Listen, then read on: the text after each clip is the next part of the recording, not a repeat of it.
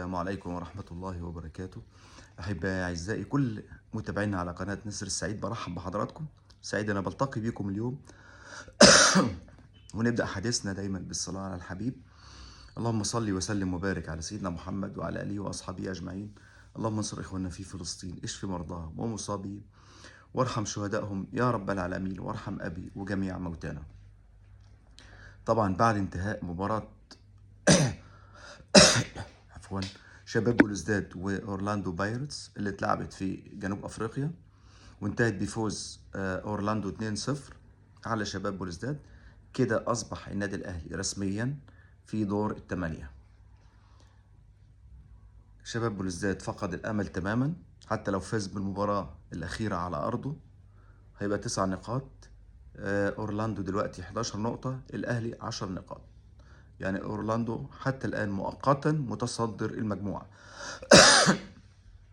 لحين طبعا انتهاء مباراته مع النادي الاهلي في القاهرة اللي هتبقى يوم 18/1. طبعا قبليها عندنا مباراة يوم الاربعاء في الدوري. فتخيلوا كمية الارهاق لما لعيبة تبقى راجعة من كوت ديفوار، وكام ساعة سفر وكام ساعة طيران ومطار هنا ومطار هنا بتاع. اقل حاجة المفروض يكون فارق بين المباراتين 4 ايام، يكون فارق. اللعيبة تقدر تعمل استجمام، تقدر حتى ترتاح، وتقدر تعمل تدريب حتى واحد يعني.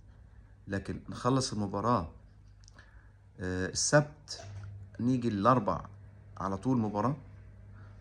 فطبعا قمة الارهاق والتعب، وخصوصا كمان ان الفترة الحالية النادي الاهلي عنده صعوبات كتيرة جدا في اللعيبة.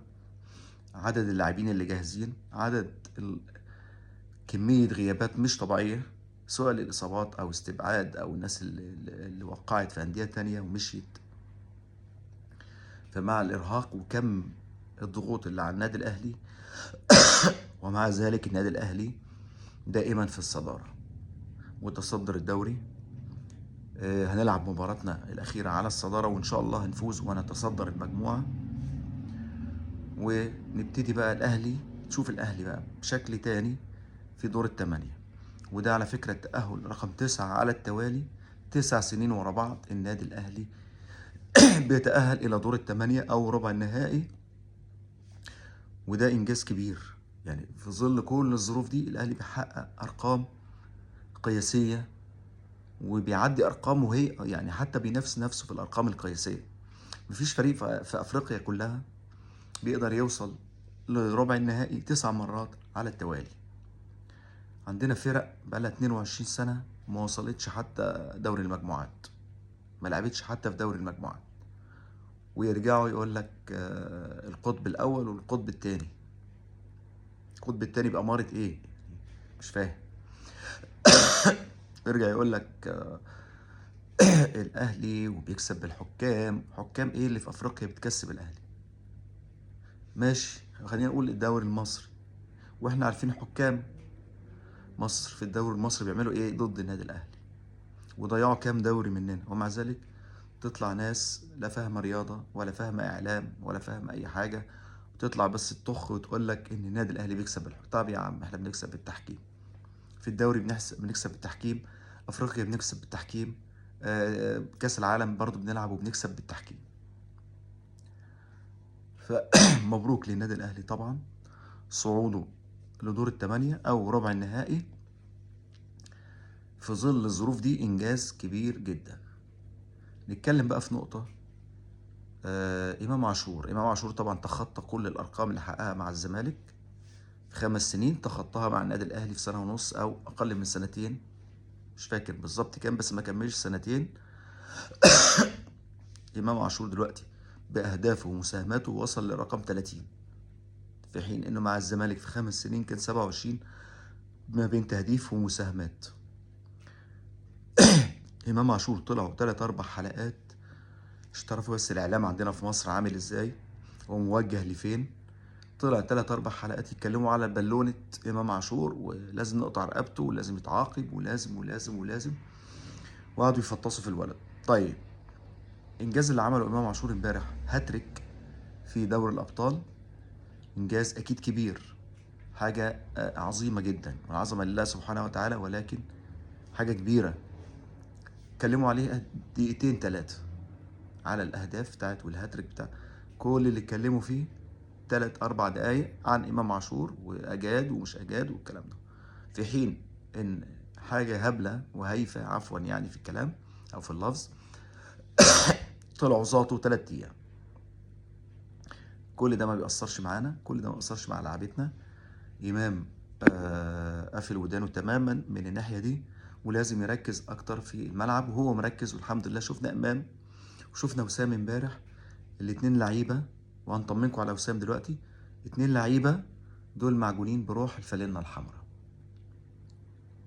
امبارح طريقتهم ولعبهم امبارح والمجهود الكبير اللي بذلوه في ظل الأجواء الحارة والرطوبة والكلام ده كله، لا دي لعيبة فعلا فعلا تستاهل تيشيرت النادي الأهلي، عندها روح الفانلة الحمراء. فأنا بحييهم على المجهود الكبير اللي عملوه. وبصراحة احنا عايزين ال11 لعيب في النادي الأهلي يكون بنفس الروح دي وبنفس الحماس ده. اللعيبة طول المباراة ما بتبطلش جري، لا بيدافع تلاقيه في نص الملعب، تلاقيه في الهجوم. وسام كرات عرضية تلاقيه واقف في الجون مع الشناوي. نص الملعب بيجري وبيحاول يضغط على المهاجمين ويفضي مكان لإمام وللي جاي من الخلف. ف شابوه بصراحة للاتنين دول. بالنسبة لوسام طبعا كان تعرض لحالة إغماء أو دوخة كده بسيطة أثناء عودتهم من مطار أبيجان، وده طبعا يبين لك قد إيه الجو كان صعب، والجو اللي لعبوا فيه والرطوبة. فالرطوبة العالية دي بتأثر طبعا على أي إنسان. تخيل أنت بقى إنسان كان بيلعب وحياته كلها في أوروبا ويجي يلعب في أجواء زي دي في أفريقيا. حتى صعب على اللعيب المصري اللي احنا متعودين على الحر، ولكن مش بالطريقة دي، مش متعودين على الرطوبة دي.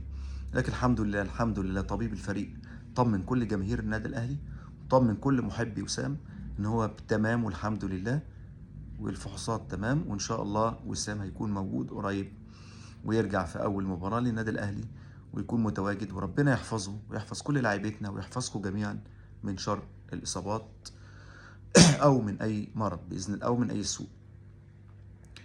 الأهلي كده قلنا المباراة الأخيرة على الصدارة، مباراة هتلعب بقى تشوف الأهلي يرجع إن شاء الله نشوة الانتصارات والبطولات من جديد. وأكيد وصدقوني الأهلي هيكون مختلف في دور ال8. احنا شفنا تعرضنا في سنين كتيرة فاتت أزمات في دوري المجموعات ونشوف تعثر، وأظن يعني أطهر الطاهر أقرب مثال، واتغلبنا من صن داونز 5-1 وخدنا البطولة في نفس الموسم. فالنادي الأهلي كبير، النادي الأهلي كبير أفريقيا، فما تخافوش وما تقلقوش على النادي الأهلي. دعم الجماهير لازم يكون موجود في المباراة القادمة إن شاء الله وفي مباريات الدوري عشان يظل النادي الأهلي دائما على الصدارة. كولر، في ناس كتير اتكلمت عن كولر المباراة اللي فاتت وقد إيه أبدع. وإحنا بنتكلم دايما يا جماعة لما بنتكلم عن مدرب أو مدير فني، عشان بس في ناس بتفهم الموضوع غلط. احنا لما بنتكلم عن مدير فني في مباراة أبدع فيها وبنشكر وبنقول كويس وأدى مباراة جيدة، مش معنى كده إن احنا هنفضل طول الوقت بنشيد بيه. لما بيخطئ لازم نطلع نتكلم ونوجه انتباه أو نلفت انتباه كولر والناس كلها إلى إن في حاجة غلط، في حاجة في الفريق مش مظبوطة. كولر المباراة اللي فاتت لما بدأ يغير بدري وبدأ يعمل التغييرات الصح وبدأ شاف أرى الملعب في الشوط الأول يعني ده مش الأهلي وإحنا مغلوبين 1، فلازم أنا ألعب هجومي. النادي الأهلي قلنا كبير أفريقيا، النادي الأهلي ما لعبش دفاع. تأمن دفاعك، ولكن دايما في كل المباريات أنت بتلعب على إن أنت الكبير، أنت اللي لازم تسجل، أنت اللي لازم تفوز. مفيش فريق بيفوز طول العمر أو كل المباريات أكيد، ولكن أنت بتخش بشخصية النادي الأهلي. فكولر لما بننتقد كولر مش معنى كده ان احنا بنهاجم وعايزينه يمشي. كولر أدى مباراة جيدة، أدى مباراة جيدة المباراة اللي فاتت. كولر قبل كده ما كانش مركز، كان في مشاكل عنده في التشكيل، كان في مشاكل عنده في قراية الملعب، كان عنده. فلازم نكون منصفين لما نتكلم، هنتكلم بعقلانية ونتكلم لصالح الفريق، لا لصالح كولر ولا لصالح كابتن الخطيب ولا لصالح أي حد ولا حتى اللعيبة، ونتكلم لصالح النادي الأهلي. لما بننتقد احنا بننتقد يا عم حسام، سامعني يا عم حسام، الكلام ده موجه لحبيبي وصاحبي وصديقي الأخ حسام اللي بيشاكسني دايما في على الجروب. مش احنا بنهاجم كولر ونقول كولر يمشي، مفيش طبعا حاجة اسمها كولر يمشي. احنا مش الأهلي، مش نادي الأهلي اللي بيمشي مدرب بسبب مثلا كام ماتش أو بيمشي مدرب في نص الموسم. لا، النادي الأهلي بيحاسب المدرب على نهاية الموسم. في نهاية الموسم عملت التارجت بتاعك، انت مكمل معانا، قصرت وما حققتلناش حلم الجماهير، شكرا، وبنجيب مدرب تاني. واي مدرب بيجي مع النادي الاهلي بينجح. منظومه، لعيبه، عندنا مش مشاكل في اللعيبه دلوقتي، ما عندناش لعيبه، ولكن في حلول موجوده وحلول سريعه لازم الاداره تشتغل عليها. موضوع الصفقات الاجنبيه يا سيدي حل فيها، ماشي قدامنا فتره، ولكن احنا محتاجينهم دلوقتي. احنا الفريق داخل على منافسات صعبه جدا. الدوري تقريبا نصه خلص، يعني نص الدور الاول اللي هو يحدد اول 10 فرق هتنافس على الدوري، تقريبا نصه خلص.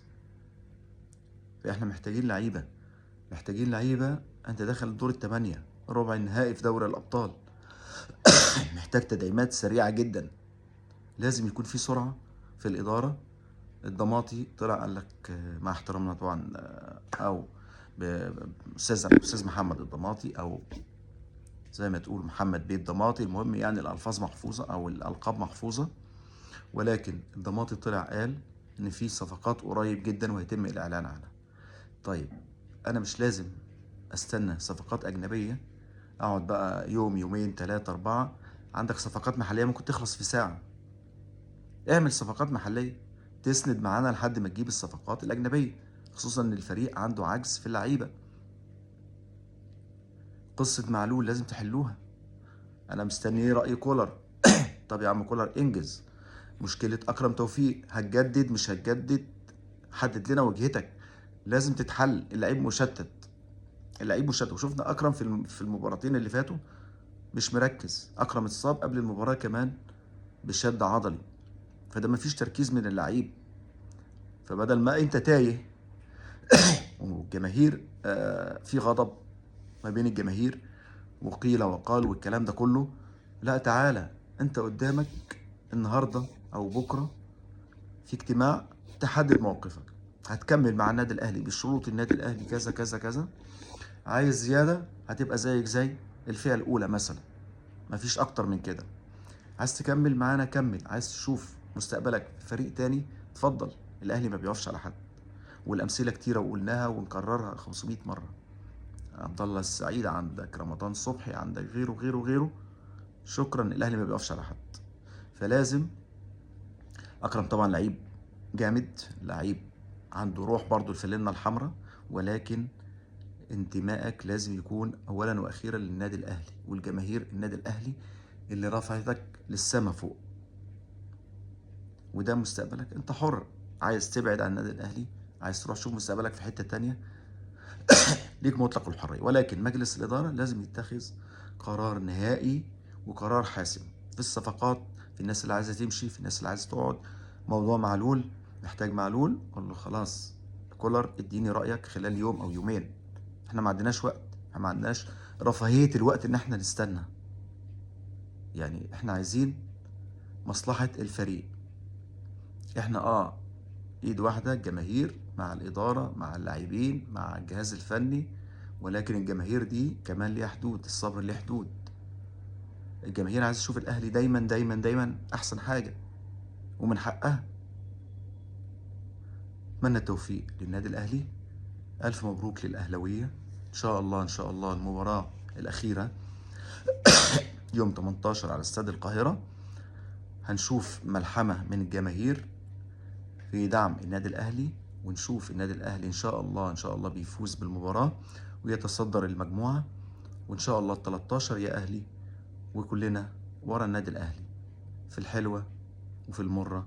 إحنا معاه، مش كلام ولا شعارات، لا، لازم نكون كلنا في ظهر الفريق ونسنده. اللي ينجح النادي الأهلي الإدارة، إحنا ورا الإدارة. هينجح النادي الأهلي المدير الفني، إحنا ورا المدير الفني. إحنا ما بنهاجمش لمجرد الهجوم، ورا اللعيبة، ساندين اللعيبة كلها. ولكن لعيب لما يأثر مش عيب نطلع ننتقده، مش بندمر، احنا بننتقده ونوجه او جرس انذار للعيب نفسه قبل اي حد. احنا كلنا بنحب الكيان، مش عايزين غير مصلحة الكيان.